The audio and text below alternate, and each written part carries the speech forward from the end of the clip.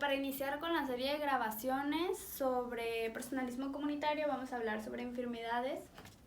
El término enfermedad se utiliza para hacer referencia a los modos inadecuados de vivir como persona y se ven como los falsos caminos hacia el crecimiento y la maduración. Serían las formas de no caminar hacia la plenitud, se percibe una desorganización en la vida personal y lleva a una vida conocida como inauténtica, en la que la persona no responde al llamado propio. Es importante tomar en cuenta que las patologías psíquicas se manifiestan biológicamente y psíquicamente. Y teniendo en claro esto, bueno, José nos presenta la clasificación de alteraciones que están divididas en 7 incisos, ¿sí? Y bueno, el primero serían las enfermedades somatógenas y fenosomáticas, las cuales son en función al humor o el nivel de alegría y se refiere a los conflictos afectivos o personales que no han sido resueltos. Y bueno, puede manifestarse como la gangrena, la diabetes, infecciones víricas y algunas enfermedades autoinmunes como la lupus. Luego están las enfermedades somatógenas, las cuales son síndromes afectivos orgánicos que son causados por una enfermedad física grave, y esta puede ser un infarto, un tumor, pueden ser alteraciones neurológicas y pueden verse manifestados como la depresión somatógena. Luego está el inciso C, que serían desórdenes psicógenos y fenosomáticos, y en estos la psique elige al inconsciente para manifestar su conflicto, o bien podría ser un órgano con la capacidad simbólica. Y bueno, esto podría verse por ejemplo en la conversión, en la catalepsia, en convulsiones, desmayos histéricos, en la somatización o en las afasias, entre otros. Luego está el inciso D, que serían los desórdenes psicógenos y fenopsíquicos.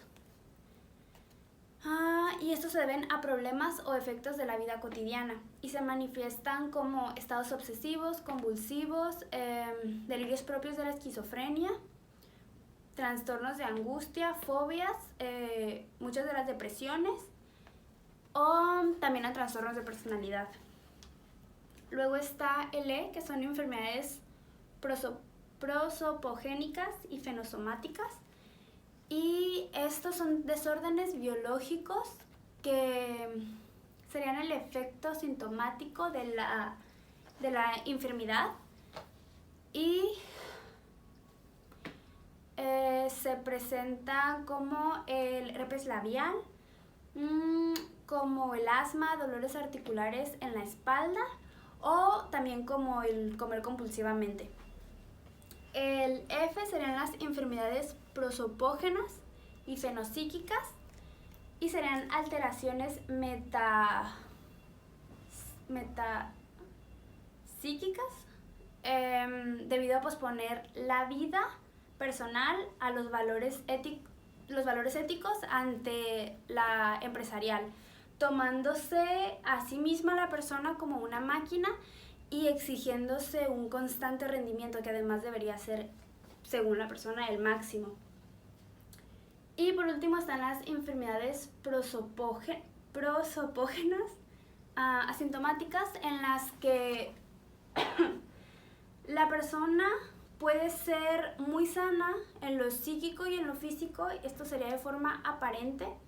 Por ejemplo, una persona que tiene una sobrecarga excesiva de trabajo que incluso le impide realizar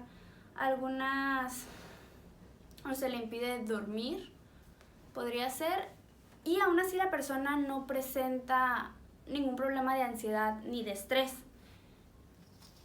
Y por el contrario, puede haber aquellas personas que están dañadas en lo físico o en lo psíquico, pero esto puede llevar a una promoción de la vida de la persona, como al desarrollo de la persona.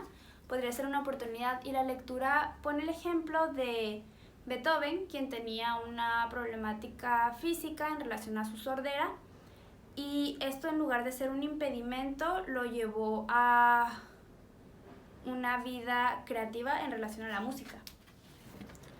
Luego terminando con las clasificaciones, están las causas de la infirmación. Y igual están divididos en incisos. El primero iría en relación a la actualización parcial de la dinamis o capacidades personales por promoción de alguna que resulta absolutizada. Y bueno, en esta se da una disgregación de la unidad personal y se ven como elementos, ya que, por ejemplo, sería la persona que, una de las capacidades se busca desarrollar más como si fuera la absoluta. Y está el ejemplo de la persona que se dedica a desarrollar las capacidades físicas, pero que no dedica tiempo ni esfuerzo a cultivarse intelectualmente. También podría ser cultivo afectivo sin inteligencia o actividad intelectual sin compromiso práctico. Y pues podrían darse más casos. En el B está la pérdida del sentido personal, ya que se vive entre objetos, normas e instituciones. El C sería la ruptura del contacto con lo real, y esto se daría en un enmascaramiento de la identidad. Y el D sería la huida de finitud, que se vería como la incapacidad para soportar el dolor físico y el espiritual. Y en cuanto a la clasificación de las enfermedades, se presentan 4 clasificaciones. La primera serían las enfermedades referentes a la capacidad de la persona. Está primero estas serían en cuanto a la reducción y sustitución. Y está primero la oligodinamia, en la que la persona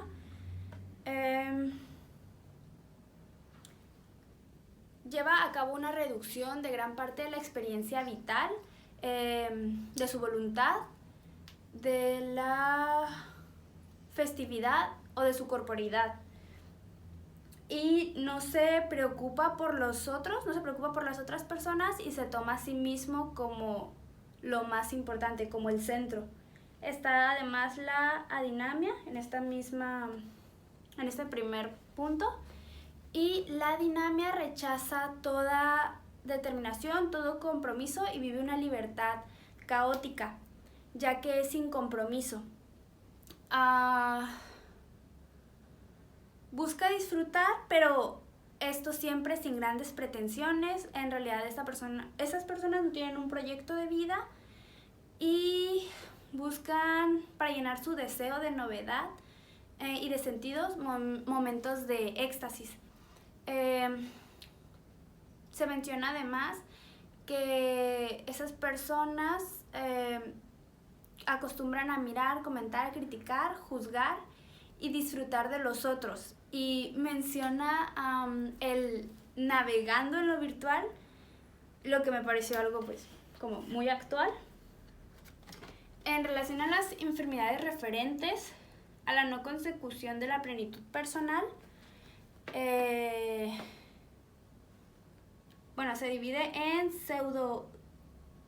pseudotautotia y atautotia. La primera sería la persona que, en lugar de vivir desde su llamada, vive desde lo general, desde roles estereotipados que asume como si fuera su identidad.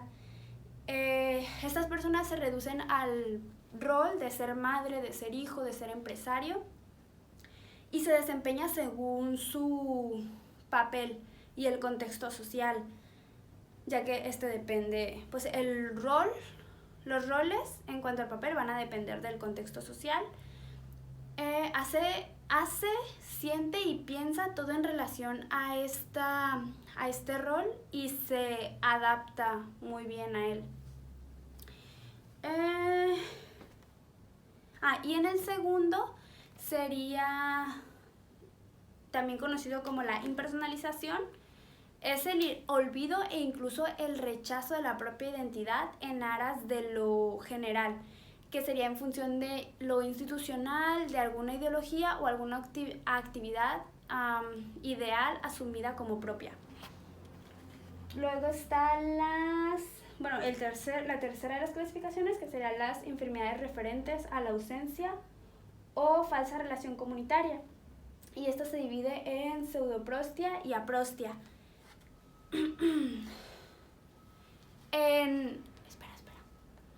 En la pseudoprostia se vive de un modo no auténtico de comunidad y se establecen falsos encuentros con otras personas. Se trata al otro de forma despersonalizante y cosificante y se diferencian varias formas, que serían la primera, la utilización mutua, en la que ambas personas se utilizan para el beneficio de ambas. El segundo sería la relación parasitaria, en la que una de las partes obtiene de la otra, que actúa como donador, y pues la primera persona sería en beneficio, en realidad no da nada de sí, solo obtiene del otro. En la tercera forma sería la cosificación del otro, y esta a su vez tiene como sus formas, que serían la indisponibilidad, la primera, en donde nunca se está disponible para el otro si es de forma gratuita. La segunda sería la indiferencia, donde la vida del otro no tiene importancia, se ignora completamente, está ahí pero realmente no tiene un impacto en la persona. La tercera sería la acusación, donde la relación que tiene la persona es la de hacerse cargo del otro, pero para de esta forma poder reprocharle, juzgarle y acusarle. Y la cuarta sería la reducción del otro a lo inventariable. Y esto se refiere más a cómo la ciencia pretende decir que el ser humano no es, pues que no sería más que un sistema económico, que no sería más que la genética, reglas sociales, que el ser humano no es más que el contexto. Y bueno, seguiría la aprostia, que sería el B, también conocido como el individualismo egocéntrico, en el que Mounier, así como otro autor que ya hemos visto, que sería Marcel, hacía una diferenciación entre las formas de vivir como persona. Bueno, las formas de vivir de la persona. Y esto sería en relación a la separación de lo que es ser un individuo y es ser una persona. Y habla sobre que la persona es aquella que vive desde su interior y se proyecta y compromete con el exterior, siendo esto en relación también a los otros. En cuanto al individuo, es este ser que se separa de los otros, que se dispersa al exterior de su vida y se comporta de una forma defensiva. Su actitud básica es la de poseer, ya que su identidad se basa en esto, en cuanto posee, y no es creativo. En lugar de ser creativo, es consumidor. Es una persona que no cree en la trascendencia ni en lo utópico, busca más lo práctico, como aquello que le pueda ser práctico. Y cuando descubre que pues su modo de pensar y de comportarse no le puede ayudar en un momento de dolor, recurre a la huida. Y bueno, sería todo. De hecho me pasé, creo que deberíamos cortar el último, pero ya no podría decir